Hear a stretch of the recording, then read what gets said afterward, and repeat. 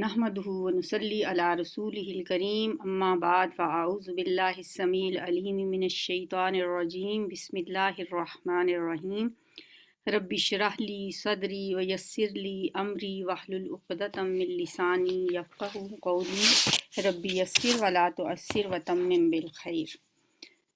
सूरह अहज़ाब की आयत नंबर 17 से 22 तक हमने पढ़ना है। ये वो सूरत है जो बच्चों के निसाब में भी शामिल है। मैट्रिक के निसाब में 73 की आयत हैं। जो बच्चे मैट्रिक कर रहे हैं ख़ास तौर पर उनको ज़रूर ये आप बताएं कि अपनी तैयारी करते हुए इस हमारी रिकॉर्डिंग को सुन लिया करें ताकि उनको इन आयत का मतलब समझ आ जाए। मैंने देखा है बच्चे बस रट्टे लगाते हैं, ना तर्जुमा याद करते हैं, ना सही तरह से बस जो जो उसमें क्वेश्चन आंसर बुक के अंदर दिए हुए होते हैं उनको रट्टा लगा लेते हैं, तो इस तरह उनको पूरी सूरत की समझ नहीं आती।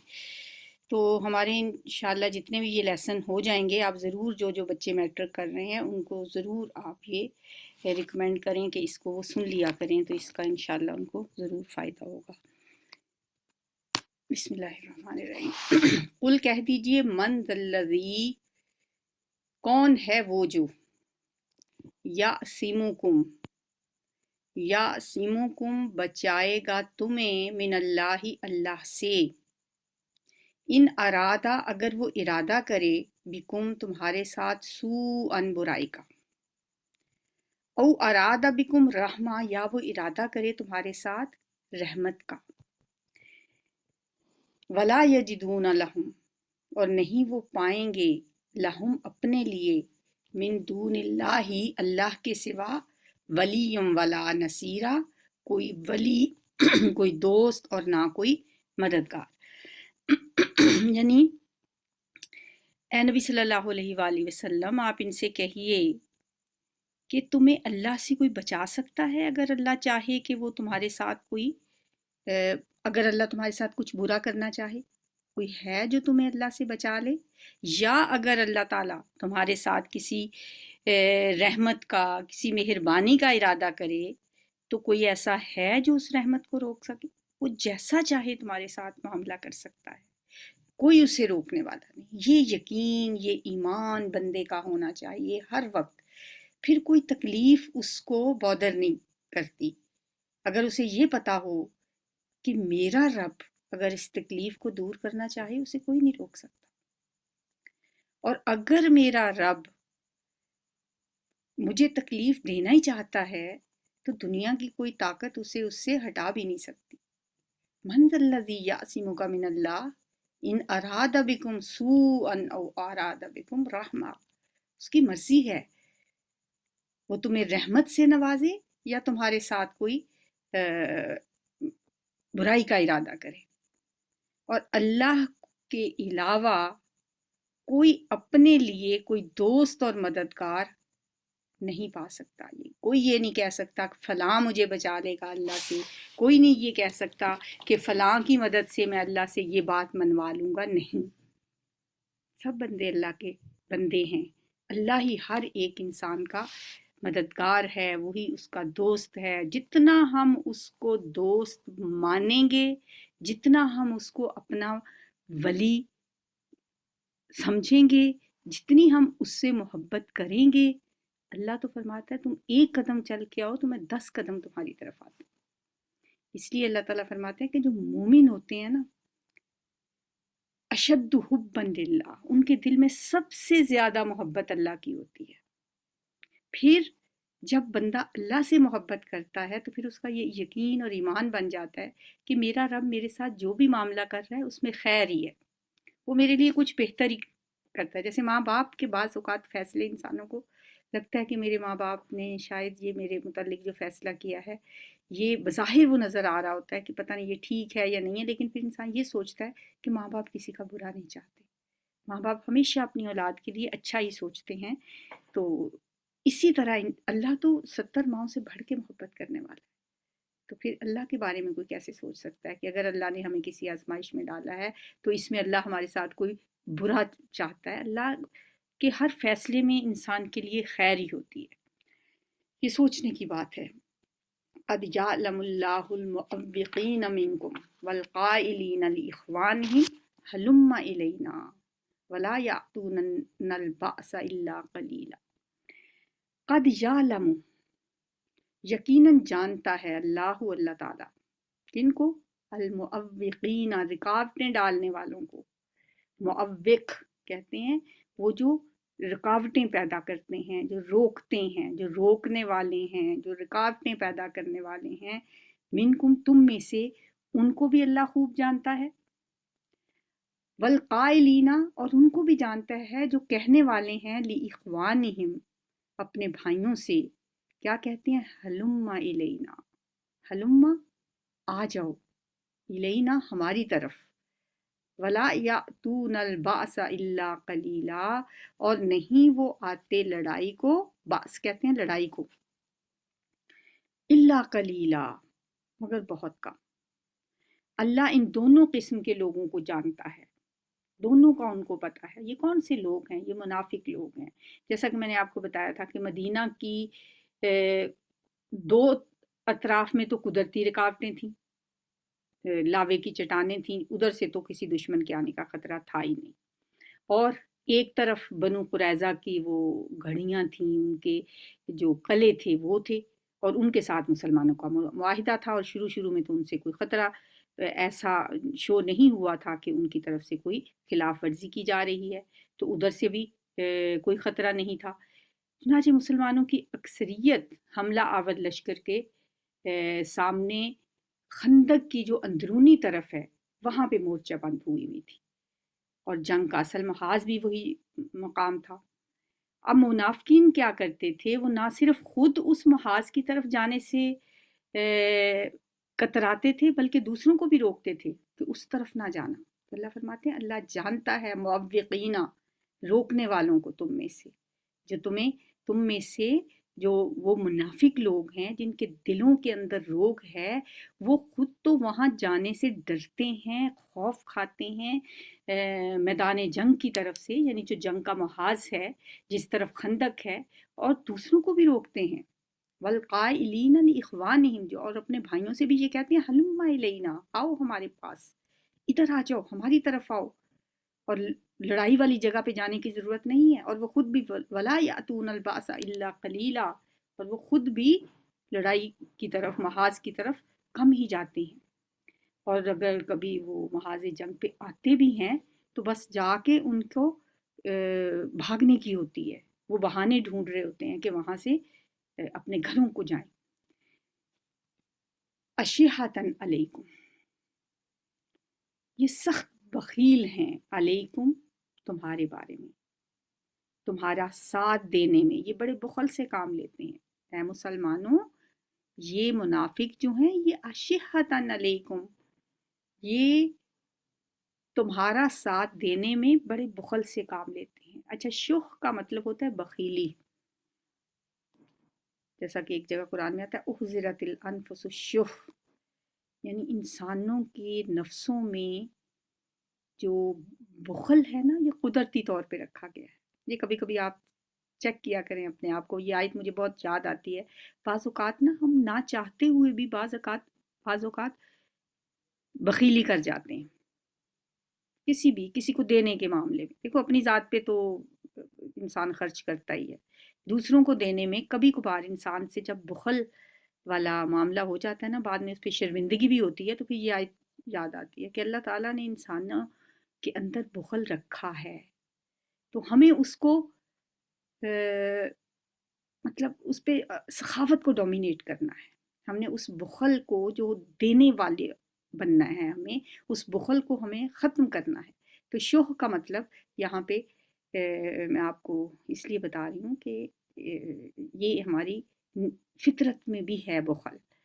तो इसके लिए लफ्ज़ जो कुरान में आता है वो शुह, शीन हा, शुह, उहज़िरतिल अनफुसुश शुह, तो वही लफ्ज़ यहाँ पे है, अशिहतन, सख्त बखील हैं, अलैकुम, तुम्हारे बारे में। ये जो मुनाफिक हैं, ऐ मोमिनो, तुम्हारा साथ देने में ये बड़े बखील हैं। फ़ाइज़ा जा अल खौफु, फिर जब आए उन पर खौफ, रअयतहुम, आप देखेंगे उन्हें। आ का मतलब होता है देखना, ता आप, हम उनको, रअयता آپ دیکھیں گے ہم ان کو، ینظرونا کہ وہ دیکھتے ہیں، نظر ینظرو، ایک را ہوتا ہے دیکھنا، یہ را جیسے روایت ہوتا ہے، ایک ہوتا ہے نظر کرنا، نظر ینظرو، وہ دیکھتے ہیں، الیک کا آپ کی طرف، تدورو گھومتی ہیں، دورہ کا لفظ بھی اسی سے ہوتا ہے، دورہ، دارا یدورو دورہ، تدورو گھومتی ہیں، آیونہم ان کی آنکھیں، آئین ان کی جمع آیون، ہم ان کی، کیسی ان کی آنکھیں گھومتی ہیں، کلذی مانند اس شخص کی، یغشا کہ غشی طاری کی جا رہی ہو، علیہ اس پر، من الموت موت کی، یعنی جب خطرہ پیش آتا ہے تو اے نبی صلی اللہ علیہ وسلم آپ ان کو دیکھتے ہیں کہ وہ آپ کی طرف اس طرح دیکھ رہے ہوتے ہیں، اس طرح تاک رہے ہوتے ہیں کہ جیسے وہ ایسے شخص کی طرح کہ جس پہ موت کی غشی طاری ہو، مرتے وقت انسان پہ جو موت کی غشی طاری ہوتی ہے نا، اس طرح وہ آپ کی طرف دیکھ رہے ہوتے ہیں جب ان کے سامنے کوئی خوف کا آتا ہے، جنگ کی بات ہوتی ہے، اللہ کے راستے میں جہاد کی خبر سنتے ہیں تو انہیں تو اپنی جانوں کے لالے پڑ جاتے ہیں، اور خطرات کے اندیشوں کی وجہ سے ان پر ایک نزا کی سی کیفیت طاری ہو جاتی ہے کہ جیسے موت واقعہ ہونے لگی، جہاد سے اس طرح وہ خوف زدہ ہوتے ہیں۔ فَإِذَا ذَهَبَ الْخَوْفُ پھر جب چلا جاتا ہے خوف، اب دیکھیں یہاں تھا لفظ جا، یہ دونوں اپوزٹ ورڈ ہیں، جا اور ذہابا، عربی میں جا کا مطلب ہوتا ہے آنا، جا یجیء، جا وہ آیا، ذہابا وہ چلا گیا، ٹھیک ہے، ذہابا جانا، جا آنا، اردو میں تو جا جانے کو کہتے ہیں نا، عربی میں جا آنے کو کہتے ہیں۔ یہ فَإِذَا جَاءَ الْخَوْفُ پھر جب آئے خوف، فَإِذَا ذَهَبَ الْخَوْفُ پھر جب چلا جائے خوف، ٹھیک ہے، جب خوف آتا ہے پھر تو ان کی آنکھیں ایسے گھومتی ہیں کہ موت طاری ہو گئی ہے، اور جب خوف چلا جاتا ہے سَلَقُوكُمْ تو سالہ کا یسلکو جو لفظ ہے نا، اس کا مطلب ہوتا ہے کسی پر حملہ آور ہونا، ہاتھ کے ساتھ یا زبان کے ساتھ، دونوں صورتوں میں حملہ آور ہونے کو کہتے ہیں سالکا، یسلکو سلکن۔ تو اس کا مطلب یہ ہوا کہ وہ لوگ آپ پر حملہ آور ہوتے ہیں، سالکوکم وہ حملہ آور ہوتے ہیں، کم آپ پر، کس کے ساتھ، ہاتھ سے یا زبان سے، السینہ جو ہے لسان ان کی جمع ہے، السینتن زبانوں کے ساتھ، بامین ساتھ، بھی السینتن زبانوں کے ساتھ، کیسی زبانیں، حدادن حدید، کس کو کہتے ہیں، قرآن میں ایک سورت بھی ہے سورہ حدید، اس کا مطلب ہے لوہا، اس کی جمع ہے حداد، لوہے جیسی زبانیں کون سی ہوتی ہیں، لوہے سے کیا بنتی ہے، کینچی، کینچی جیسی زبانیں، تیز زبانیں، تیز زبانوں کے ساتھ وہ آپ پر چڑھائی کر دیتے ہیں، وہ آپ پہ حملہ آور ہوتے ہیں، اشہدن علی الخیر اس حال میں کہ سخت بخیل ہوتے ہیں مال پر، کون سا مال، جو مال مال غنیمت ہے، یعنی وہ لوگ آپ پر اپنی لوہے کی سی زبانوں کے ساتھ، کینچی کی طرح چلتی ہوئی زبانوں کے ساتھ وہ آپ پہ حملہ آور ہوتے ہیں، محاورہ ہے نا کہ کینچی کی طرح ہم کہتے ہیں نا اس کی زبان چلتی ہے۔ اب ان کی جب خطرہ گزر جاتا ہے نا، ذہب الخوف، اس وقت پھر ان کی زبانیں آپ لوگوں کے سامنے کینچی کی طرح چلنے لگتی ہیں، اور پھر یہ اپنی ایمان کا اظہار بھی کرتے ہیں اور مسلمانوں پہ تنقید کرتے ہیں، اور اشہتن علی الخیر لالچ کرتے ہوئے مال پر، چاہتے کیا ہیں کہ سارا مال غنیمت انہیں مل جائے، عملاً تو کچھ کرنا نہ پڑے، بس زبانوں کے ساتھ، تیز زبانوں کے ساتھ پھر وہ باتیں ایسی کرتے ہیں کہ اب انہیں مال غنیمت دے دیا جائے۔ یہ مدینہ میں منافقوں کا حال ہے، خاص طور پر 5 ہجری میں جب غزوہ احزاب ہوا اس کے دوران جو منافقین کا جو رول رہا ہے اس کے بارے میں بات ہو رہی ہے، سَلَقُوكُم بِأَلْسِنَةٍ حِدَادٍ، وہ تکلیف دیں گے تمہیں تیز زبانوں کے ساتھ، اس طرح کے بخل کرتے ہوں گے مال پر۔ اولئک، یہ وہ لوگ ہیں، لم یؤمنو، کہ نہیں ایمان لائے۔ اللہ نے تو پول کھول دیا نا کہ یہ تو ایمان ہی نہیں لائے۔ فَأَحْبَطَ اللَّهُ أَعْمَالَهُمْ، تو ضائع کر دیے اللہ نے ان کے اعمال۔ جب زبان سے تو کلمہ کہہ دیا لیکن دل و نگاہ مسلمان نہیں تو کچھ بھی نہیں۔ زبان سے کہہ بھی دیا لا الہ تو کیا حاصل، دل و نگاہ مسلمان نہیں تو کچھ بھی نہیں۔ ان کے تو سارے اعمال ضائع ہو گئے، کیونکہ ان کا ایمان جو تھا وہ نفاق، ایمان کے پردے میں نفاق تھا۔ وَكَانَ ذَلِكَ عَلَى اللَّهِ يَسِيرًا، اور یہ کام اللہ کے لیے بہت آسان ہے، اللہ کے لیے کچھ مشکل نہیں۔ بے شک وہ نمازیں پڑھتے تھے مسجد نبوی میں نبی صلی اللہ علیہ وسلم کے پیچھے، اور اپنے آپ کو صف اول میں کھڑا کرتے تھے۔ عبداللہ بن ابی جیسا شخص بھی پہلی صف میں ہوتا تھا نماز کے دوران۔ جو بھی نیک عمل لیکن انہوں نے کیے، انہیں اس کی کوئی جزا نہیں ملے، سارے اعمال ان کے ضائع گئے، کیونکہ منافقت کی کیفیت میں جو بھی نیکی کا کام کیا گیا ہوگا وہ اللہ کے ہاں قبول نہیں ہے، اور اللہ کو ان کے ان اعمال کو ضائع کرنے میں کچھ مشکل نہیں ہے۔ وَكَانَ ذَلِكَ عَلَى اللَّهِ يَسِيرًا، اور یہ کام اللہ کے لیے بہت آسان ہے۔ يَحْسَبُونَ الْأَحْزَابَ، وہ گمان کرتے ہیں، یحسبون وہ سمجھتے ہیں، وہ گمان کرتے ہیں، الاحزاب حزب ان کی جمع، لشکر، لم یذہبو وہی ذہبہ سے یذہبو اور پھر یذہبو سے جمع کا صیغہ یذہبو، لم یذہبو نہیں گئے، وہ سمجھتے ہیں کہ لشکر نہیں گئے، یحسبون وہ سمجھتے ہیں کہ لشکر نہیں گئے۔ کون سے لشکر؟ جنہوں نے مدینہ کا گھیراؤ کیا ہوا تھا، جن کے لیے مسلمانوں نے خندق کھودی تھی، اور جن کو پھر اللہ کی طرف سے آئی ہوئی آندھی اور طوفان کی وجہ سے بھاگنا پڑا تھا۔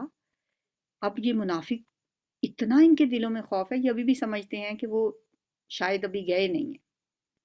وَإِن يَأْتِ الْأَحْزَابُ، اور اگر آ جائیں لشکر، وَإِن اور اگر يَأْتِ الْأَحْزَابُ آ جائیں لشکر، وہ لشکر چلے تو گئے ہیں لیکن اگر وہ آ جائیں، واپس آ جائیں، یودو تو یہ منافق کیا چاہیں گے، ودا یودو، ودن ہوتا ہے چاہنا، خواہش کرنا، وہ چاہیں گے لو کاش کے انہم بے شک وہ بادون فی الاعراب، بادیہ نشین کون ہوتے ہیں؟ جنگلوں میں رہنے والے، فی الاعراب صحراؤں میں جنگلوں میں جا کے بدوؤں کے ساتھ رہنا شروع کر دیں۔ ان کی کیا خواہش ہوگی، اگر وہ واقعی لشکر لوٹ آئیں تو پھر ان کی کیا خواہش ہوگی کہ وہ بدوؤں کے ساتھ صحرا میں رہ رہے ہوتے۔ یسألونا اور وہ پوچھ لیا کرتے ان انبائکم تمہاری خبروں کے بارے میں، یعنی مدینے سے نکل کے باہر صحراؤں میں جنگلوں میں بدوؤں کے ساتھ جا کے ٹھہر جائیں، اتنا خوف ہے ان کے دلوں میں۔ یعنی بظاہر تو کفار کے لشکر جا چکے ہیں لیکن ان پہ اتنا خوف ہے کہ انہیں یقین ہی نہیں آتا کہ وہ چلے گئے ہیں۔ یہ سمجھتے ہیں کہ یہ لشکر ویسے ہی گئے ہیں تھوڑی دیر کے لیے پھر آ جائیں گے۔ جیسے ہوتا ہے نا انسان پہ کسی بھی چیز کا اگر خوف ایک دفعہ طاری ہو جائے تو اس کے اعصاب پہ وہ خوف سوار ہو جاتا ہے، اسی طرح ان کے اعصاب پہ ابھی تک لشکروں کا خوف طاری ہے، اور وہ کہہ رہے ہیں کہ وہ گئے نہیں ہیں۔ اور اللہ تعالیٰ فرما رہے ہیں اگر لشکر دوبارہ حملہ آور ہو جائیں تو ان کی کیا خواہش ہوگی کہ وہ بدوؤں کے ساتھ صحرا میں جا کے رہنے لگ جائے اور وہیں سے تمہاری خبریں معلوم کرتے رہیں۔ ایسی صورت میں یہ لوگ یہاں اس شہر میں رہنا بھی نہیں چاہیں گے۔ وَلَوْ كَانُوا فِيكُمْ، اور اگر وہ ہوتے، ولو اور اگر کانو وہ ہوتے فیکم تم میں، یعنی کہ اگر تمہارے اندر یہ ایسے منافق کمزور ایمان والے ہوتے بھی، ماں قاتلو تو وہ نہ لڑتے، الا قلیلا، مگر بہت ہی تھوڑا، یہ ہوتے بھی تو کوئی فائدہ نہ دیتے، کسی نہ کسی بہانے جنگ سے جان چھڑانے کے بہانے ڈھونڈتے ہی رہتے۔ لقد کان لکم فی رسول اللہ اسوۃ حسنہ، لقد البتہ تحقیق، بلا شبہ یقیناً، کانا ہے، لکم تمہارے لیے، فی رسول اللہ، رسول اللہ صلی اللہ علیہ وآلہ وسلم کی زندگی میں، اللہ کے رسول میں یعنی اللہ کے رسول کی زندگی میں، اسوۃ حسنہ، بہترین نمونہ۔ یہ بہت مشہور آیت ہے، اکثر لوگوں کو یاد بھی ہوتی ہے، نبی صلی اللہ علیہ وسلم کی سیرت کی جہاں بھی بات ہوتی ہے تو یہی آیت کوٹ کی جاتی ہے۔ تو یہاں کس کانٹیسٹ میں یہ آیت کی گئی ہے، بیان یہاں پہ کہاں پہ رکھی گئی ہے، یعنی تمہارے لیے رسول اللہ صلی اللہ علیہ وسلم کی زندگی میں نمونہ موجود ہے۔ کون سا نمونہ؟ آپ نے کیسا رول پلے کیا وہاں پہ، میدان جہاد میں، میدان جنگ میں، اپنے ساتھیوں کے شانہ بشانہ آپ نے یہ نہیں کیا آپ نے کہ آپ کسی ایک خیمے کے اندر محفوظ بیٹھے رہیں اور آپ کے ساتھی کام کرتے رہیں، آپ نے ان کے شانہ بشانہ کام کیا، ان کے ساتھ خندق کھودی وہاں، ایون کہ اگر کسی ایک وہ چٹان ٹوٹ نہیں رہی تھی تو آپ صلی اللہ علیہ وآلہ وسلم نے اپنے ہاتھ مبارک سے توڑی، اور اگر ایک شخص نے دکھایا کہ انہوں نے پیٹ پہ پتھر باندھا ہوا تو آپ نے خود دکھایا کہ آپ نے 2 پتھر باندھے ہوئے ہیں بھوک کی وجہ سے۔ تو مسلمانوں سے کہا جا رہا ہے اور منافقوں سے بھی کہا جا رہا ہے کہ تم سب کے لیے رسول اللہ کی زندگی بہترین رول ماڈل ہے، ہر حال میں تم آپ کی صلی اللہ علیہ وسلم کی پیروی کرو۔ آپ جہاد میں بھوکے بھی رہے، آپ کا چہرہ بھی زخمی ہوا، احد میں آپ کے دانت بھی ٹوٹ گئے، خندق کے دوران، جنگ خندق کے دوران 1 مہینہ دشمن کے سامنے آپ ڈٹ کے کھڑے رہے۔ یہ آیت بے شک نازل تو غزوہ خندق کے موقع پہ ہوئی ہے، لیکن یہ عام ہے، ہمیشہ کے لیے نبی صلی اللہ علیہ وسلم کے اسوہ حسنہ کو سامنے رکھنے اور اس کو فالو کرنے کا اس آیت میں ہمیں حکم دیا گیا ہے۔ آپ کے اقوال، آپ کے افعال، آپ کی پوری زندگی مسلمانوں کے لیے ایک رول ماڈل ہے، اس کا تعلق چاہے کسی سے بھی ہو، کیسی بھی زندگی سے، چاہے ہماری معاشرتی زندگی ہو، معاشی زندگی ہو، سیاسی زندگی ہو، ہماری انفرادی زندگی ہو، عبادات ہوں، معاملات ہوں، جو بھی ہوں، ہمیں نبی صلی اللہ علیہ وسلم کی سیرت کو سامنے رکھنا چاہیے، ہر شعبے میں، ہر شخص کے لیے آپ کی سیرت میں بہترین نمونہ موجود ہے۔ اس لیے قرآن کیا کہتا ہے، اطیعوا اللہ و اطیعوا الرسول، اللہ کی بھی اطاعت کرو اور رسول صلی اللہ علیہ وسلم کی بھی اطاعت کرو۔ اور ایک جگہ فرمایا ان کنتم تحبون اللہ، اگر تم اللہ سے محبت کرتے ہو، اے نبی صلی اللہ علیہ وسلم آپ ان سے کہہ دیں فاتبعونی، تو میری اتباع کرو، یحببکم اللہ، اللہ تم سے محبت کرنے لگے گا۔ کون نہیں چاہتا کہ اللہ اس سے محبت کرے؟ تو اللہ کی محبت حاصل کرنے کا یہاں پہ ایک بہترین طریقہ بتا دیا گیا کہ اے نبی صلی اللہ علیہ وسلم یہ ان سے کہیں کہ میری اتباع کرو، اللہ خود تم سے محبت کرنے لگا۔ پھر ایک جگہ فرمایا وما اتاکم الرسول فخذوہ وما نہاکم عنہ فانتہوا، جو رسول تمہیں دیں وہ لے لو اور جس سے روکیں اس سے رک جاؤ۔ یہ ہے اصل اسوہ حسنہ پہ عمل کرنے کا طریقہ، کہ جس کام کا آپ نے حکم دے دیا بس آنکھیں بند کر کے وہ کرنا ہے، اور جس سے روک دیا پھر پوچھنے کی ضرورت نہیں ہے کہ کیوں روکا، بس آنکھیں بند کر کے اس سے رک جاؤ۔ اچھا، یہ اسوہ حسنہ کس کے لیے ہے؟ لمن، اس کے لیے جو کانا ہے یرج اللہ، امید رکھتا اللہ سے، والیوم الآخرہ، اور یوم آخرت پہ امید رکھتا ہے اللہ سے ملاقات کی۔ پہلی چیز کیا ہے؟ یرجو، امید رکھتا اللہ سے ملاقات کی، والیوم الآخرہ، اور یوم آخرت کی بھی امید رکھتا ہے کہ ایک دن وہ آئے گا جس دن اللہ تعالیٰ کے سب انسانوں کو دوبارہ اکٹھا کر لے گا۔ اور تیسری بات ہے وذکر اللہ کثیرا، اور وہ ذکر کرتا ہے اللہ کا کثرت کے ساتھ۔ یہ 3 باتیں ہیں. پہلی کیا ہے؟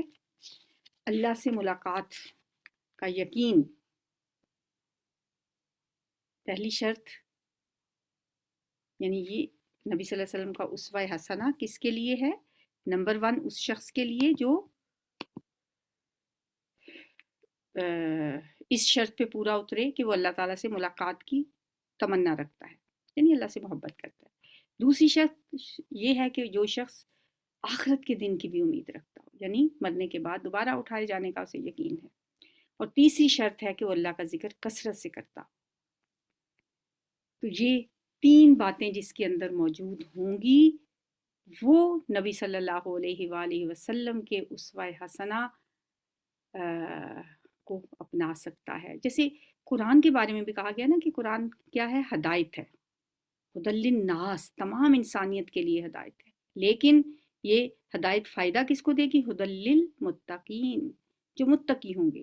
اسے متقین کی شرط کے ساتھ مشروط کر دیا گیا کہ قرآن سے وہی لوگ ہدایت حاصل کر سکتے ہیں جو تقوی پہ ہوں، کاربند رہیں. اور اس آیت میں بھی نبی صلی اللہ علیہ وسلم کا اسوہ تو اپنی جگہ کامل ہے، سب کے لیے منبع رشد و ہدایت ہے، لیکن اس سے استفادہ وہی لوگ کر سکیں گے جو ان 3 شرائط کو پورا کرتے ہوں گے. وَلَمَّا رَأَى الْمُؤْمِنُونَ، جب دیکھا مومنوں نے، الْأَحْزَابَ لشکروں کو، قالو کہا، ھذا یہ، ما وعدنا اللہ ورسولہ، یہ ہے جس کا وعدہ کیا تھا ہم سے اللہ نے اور اس کے رسول نے. وصدق اللہ ورسولہ، اور سچ کہا تھا اللہ نے اور اس کے رسول نے. وما زادہم، اور نہیں زیادہ کیا ان کو، الا ایمانا، مگر ایمان میں، وتسلیما، اور فرما برداری میں. یعنی یہ آزمائش مسلمانوں کے ایمان میں مزید اضافہ کر گئی. وہی چیز جس نے منافقوں کے نفاق کی بیماری کو بڑھایا، اور وہی چیز، وہی آزمائش مسلمانوں کے جذبہ تسلیم و رضا اور ایمان میں اضافے کا باعث بن گئی. محاصرے کے دوران ہر قسم کی مصیبت اور پریشانی کے سامنے وہ سر تسلیم خم کیے رہے، کیونکہ مومن ہر حال میں مطمئن رہتا ہے. اللہ کے راستے میں اس کی کوششیں دنیا میں ہی برابر ہو جائیں یا اس جد و جہد میں ان کی جان چلی جائے، دونوں صورتوں میں وہ سرخرو ہوتے ہیں. جیسا کہ حدیث میں آتا ہے کہ مومن تو ہر حال میں فائدے میں ہی رہتا ہے. اگر اس کو کوئی بھلائی پہنچتی ہے تو وہ شکر کرتا ہے تو بھی اجر پاتا ہے، اگر کوئی ان کو تکلیف پہنچتی ہے تو وہ صبر کرتا ہے تو بھی وہ فائدے میں رہتا ہے. جیسے سورۃ توبہ کی آیت 52 میں تھا، ان دونوں صورتوں کو کہا گیا تھا الحسنیین، یہ 2 بھلائیاں ان کو قرار دیا گیا تھا. قل هل تربصون بنا الا احدی الحسنیین، اے مسلمانوں ان منافقین سے کہو کہ تم ہمارے بارے میں کس چیز کا انتظار کر سکتے ہو سوائے 2 بھلائیوں میں سے ایک کے. یعنی تبوک کی اس مہم میں، سورۃ توبہ میں تبوک کا ذکر تھا نا، کہ اس تبوک کی مہم کے دوران جو صورت بھی ہمارے سامنے پیش آئے گی اس میں بھلائی ہی بھلائی. اگر فتح یاب ہو کر لوٹے تو دنیا کی کامیابی پائیں گے، اگر شہید ہو گئے تو جنت کی نعمتیں پائیں گے. یہ دراصل عشق کا رستہ ہے، اور اس رستے کے مسافروں کی نظر ہمیشہ ظاہری فائدوں کی بجائے اللہ کی رضا پہ ہوتی ہے. حالات کیسے بھی ہوں، مومن ہمیشہ اللہ کے سامنے اپنا سر تسلیم خم کیے رہتا ہے. تو یہاں فرمایا ان کا ایمان بڑھ گیا. اس سے یہ بھی پتہ چلتا ہے کہ ایمان بڑھنے کی چیز ہے، بڑھ بھی جاتا ہے، کم بھی ہو جاتا ہے. ہم محسوس کر سکتے ہیں ہمارا اپنا ایمان، کسی وقت ایمان کا لیول بہت ہائی ہو جاتا ہے، کبھی بہت لو ہو جاتا ہے، تو ایمان گھٹتا بڑھتا رہتا ہے. تو اس آیت سے بھی ہمیں یہ پتہ چلتا ہے کہ ایمان گھٹتا بڑھتا رہتا ہے. تو ان حالات نے مومنوں کے ایمان کو بڑھا دیا تھا. اللہ کا شکر ہے کہ ہمارا یہ آج کا لیسن مکمل ہوا. کوئی غلطی کوتاہی ہو تو اللہ تعالیٰ سے معافی کی طلبگار ہوں. اللہ تعالیٰ ہمیں اس پہ عمل کرنے کی توفیق عطا فرمائے. وآخر دعوانا ان الحمدللہ رب العالمین. سبحانک اللہم و بحمدک، نشہد ان لا الہ الا انت، نستغفرک ونتوب الیک.